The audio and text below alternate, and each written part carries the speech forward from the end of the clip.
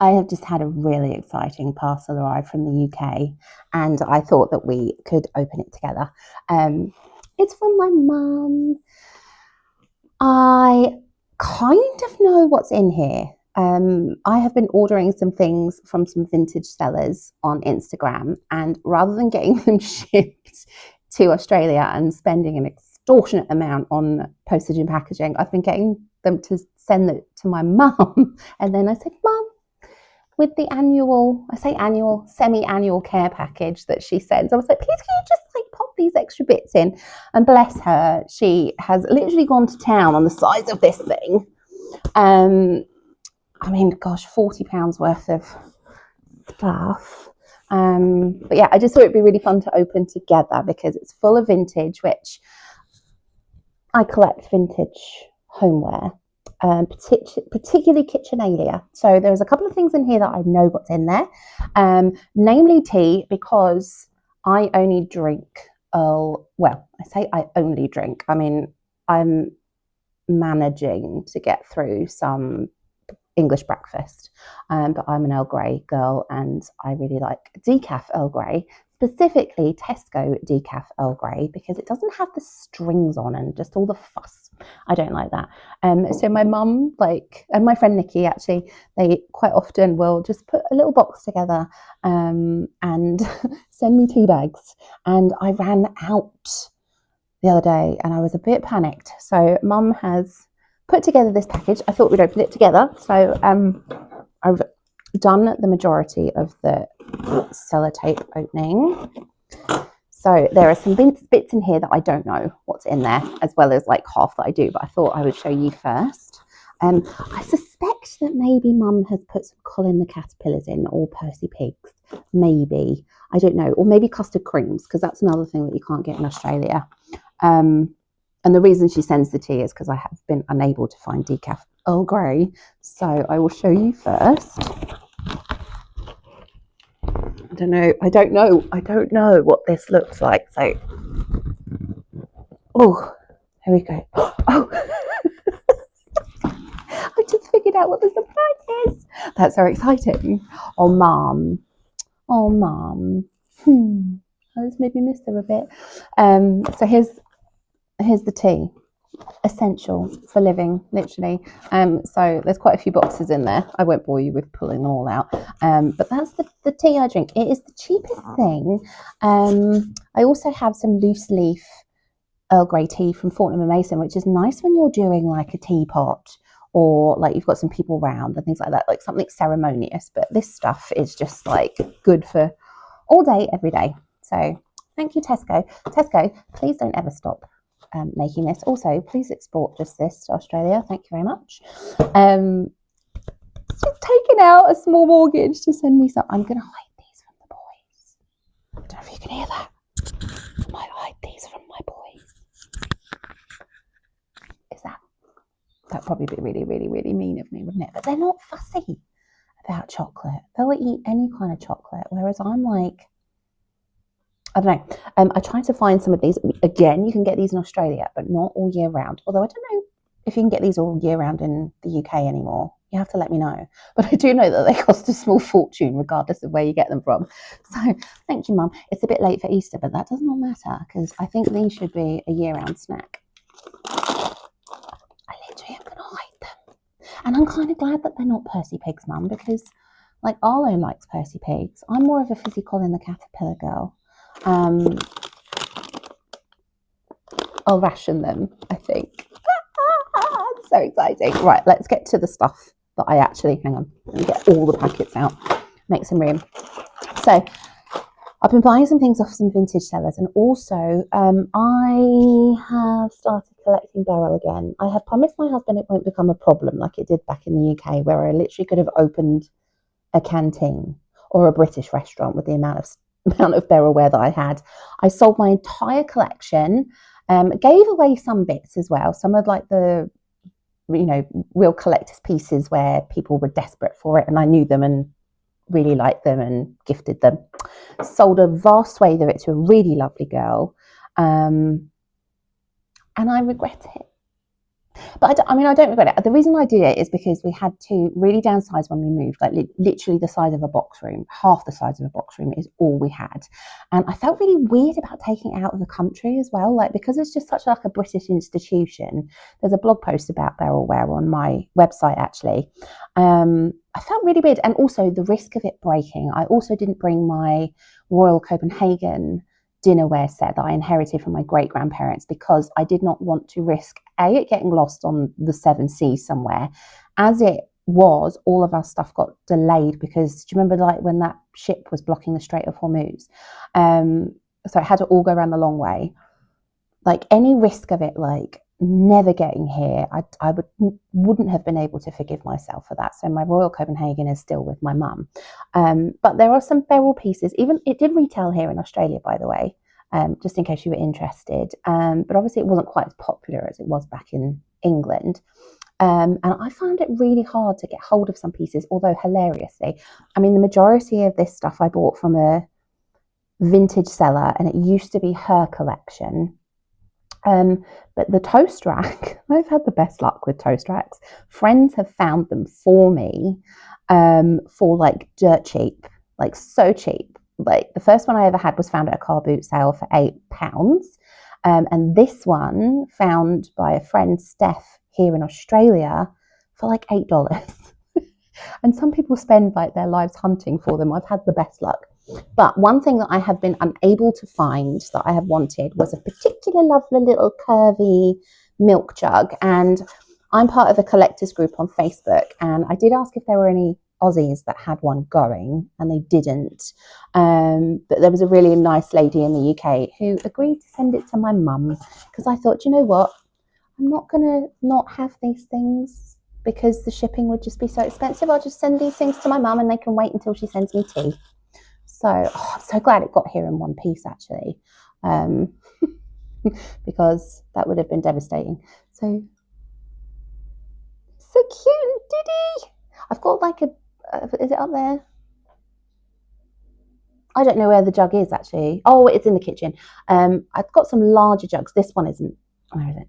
There. That's not beryl. It just kind of matches. That's a Johnson and Brothers, I think. Johnson Brothers. I had like a custard jug, but it was just too overkill for milk. So I really, yay! Do you know what? I don't think I had one of these in the UK, this shape. I had like a staggered one. Anyway, if you don't collect beryl, that was probably like the most boring 3 minutes of your life. Okay, so the next thing. Again, another thing that I did not bring with me and that I regret was a lot of my enamelware collection. The green and cream stuff in particular. I actually gave this to a friend a while back, and I think it was before we renovated the kitchen back in the UK. And at the time, because our old kitchen was like a 70s kitchen, it was brown, it was really jarring against the yellow of this enamelware, and it was just like making it feel too 70s. So I actually gave it to a friend, and I'm really sorry, Lydia, but I regret giving it to you because as soon as we renovated the kitchen, I was like, oh, I want that scale back. So I have also started collecting. I have promised my husband it won't become a problem, but I have a collection of enamelware now. I bought a big massive set of it from a woman whose friend sadly passed away and left her everything. And I explained that I like to blog about vintage recipes and things like that. So I bought the whole collection from her so that it can stay together, because I don't know about you, I think one of the reasons I love collecting vintage kitchenalia is like these things. I mean, they're not fancy. It's not like your Wedgwood. It's not your Royal Doulton. This is stuff that has literally like seen a life. This has probably been in some village hall or school canteen or someone's house when they got bombed out, or like it's had a bit of a journey. It's not kept for best. So that's why I love collecting this kitchenalia, because it's like been handled rather than like just displayed. Do you know what I mean? It's meant for using. So these are, and I think I got these, I can't remember. Mum, you'll have to comment. I can't remember if we got these off Facebook Marketplace. We found them on Facebook Marketplace, or was it eBay? I can't remember. But again, this is something that hasn't turned up in Australia. I'm going to have to attack this with the scissors. This is something that just hasn't turned up. We've been here nearly 3 years now, and I've been searching. Again, could have got them to send, like, the eBay seller, or I think it was eBay. Oh, it doesn't matter. It would have cost a lot to send them individually. So thank you, Mommy, for being my literal vintage mule. When she came over to visit in November, excuse my washing machine if you can hear that, she literally bought like a carry-on suitcase with her clothes, and then 2 big suitcases full of food and like things that I'd collected.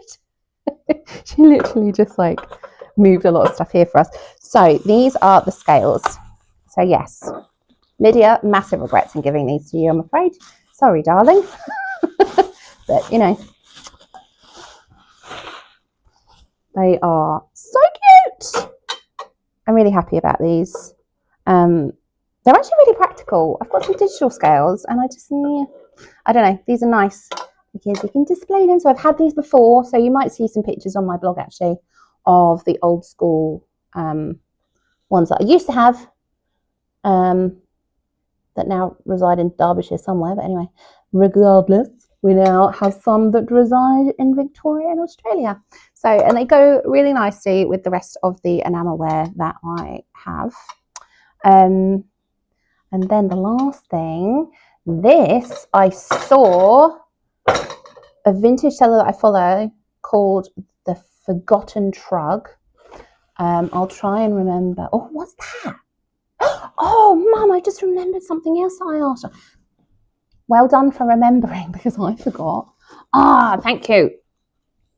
Another thing you can't get from or in Australia is Farrow and Ball paint. They don't ship here. And the colours are just sublime, as you know, if you've ever decorated and looked at their colour swatches. There are some like equivalent paint brands in Australia, but they're not quite as comprehensive. So I asked my mum to pick me up some Farrow and Ball colour charts so that I can take these off and get some paint colour matched. So yes, exciting. Thanks, Mum. I forgot about those. Right. This is, I think, the last thing, unless my mum surprised me with anything else. So yeah, I follow this vintage reseller in the UK called The Forgotten Trug. And I saw this, they posted about these a while back, and I was like, mine? You know, like the seagulls in Finding Nemo. Like, mine, because they're perfect. Again, another thing that I have collected is some, not in this colourway, but I have a couple of bits of vintage Skyline utensils, and they mostly come in red or like this apple green, and I've got a few of the pieces which are lovely, but when I saw these I was like, I have to have those. My dream kitchen, I mean, you might not be familiar with this unless you are British, but my dream kitchen is a mishmash between Marl Arkin's kitchen in the original 90s series of The Darling Buds of May with David Jason, Pam Ferris and Catherine Zeta-Jones. If you've seen it, you'll know what I'm talking about. If you ever get the opportunity to watch it, sadly BritBox took it down, or like got rid of it, and I actually cancelled my BritBox subscription in protest because I just love having The Darling Buds of May on in the background. Perfect comfort show set in the 50s. Highly inspired The Darling Academy, by the way, just FYI. Let me know if you fancy a video explaining why I called The Darling Academy The Darling Academy. These were perfectly, like, they just screamed Marl Arkin to me. Also, another TV kitchen that I absolutely love is the new series of All Creatures Great and Small. Mrs. Hall's kitchen. Oh, it's just a dream. An absolute dream. Right, this is going to take forever to unwrap, so I will just show you this palette knife. But look.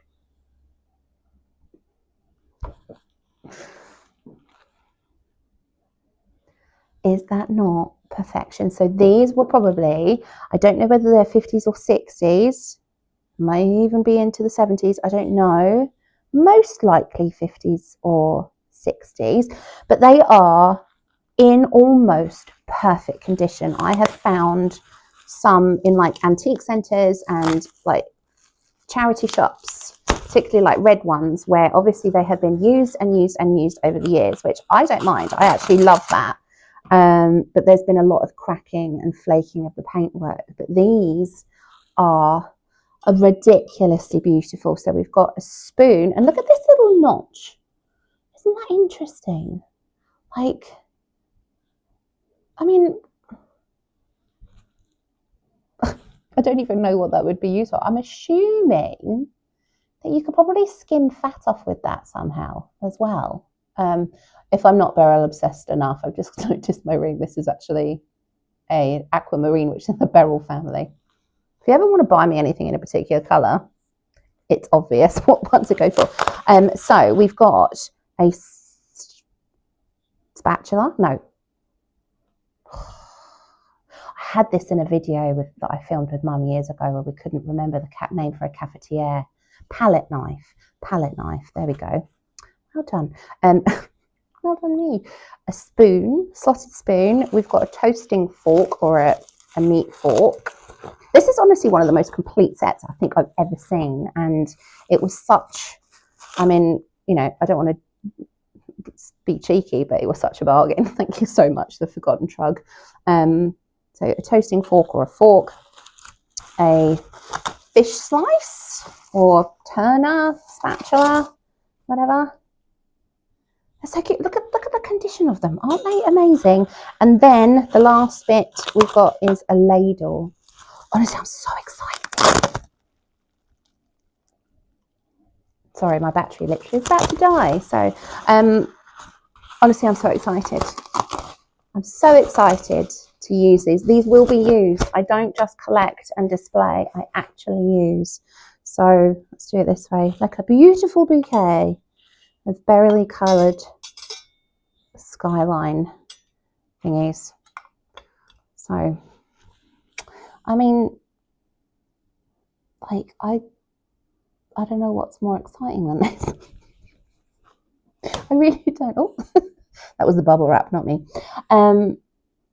Yeah, I'm really happy. That was just such a lovely, wholesome thing to open. Thank you, Mummy. I love you so much. I miss you. I miss you. So now I'm going to make myself a proper cup of tea and scoff some mini eggs and wash up my kitchen bits and have a lot of fun faffing and making my very modern kitchen as vintage as possible, because it's like very white in there, which is fine, and I know that's to some people's taste, but I have plans to paint the walls in particular. Probably going to do it actually this is the theme, probably going to paint the walls like a yellow, like my writing room. I don't know if you've seen that video, the You've Got Mail writing room. It's actually a cream paint, but it looks yellow, and then I'm going to get some touches of green in there. So right, I will leave you to your day. Thank you for watching, and look out on my blog and my Instagram, which I'm back on now, by the way. Don't know, I think I've mentioned that on YouTube. Yeah, look out for these bits to feature in some upcoming pictures and recipes and things now that life's settled down.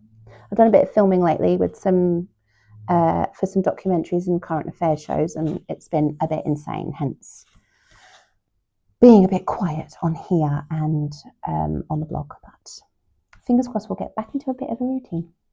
See you soon. Bye. I want to get your reaction. Come here. Come and see this. Come and see what the surprise is that Mum sent.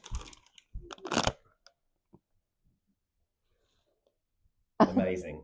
I was going to hide them. You're the mini egg fan, not me. I know. I was going to hide them from you, but do you promise not to eat them? You're not bothered. Okay. All for me then.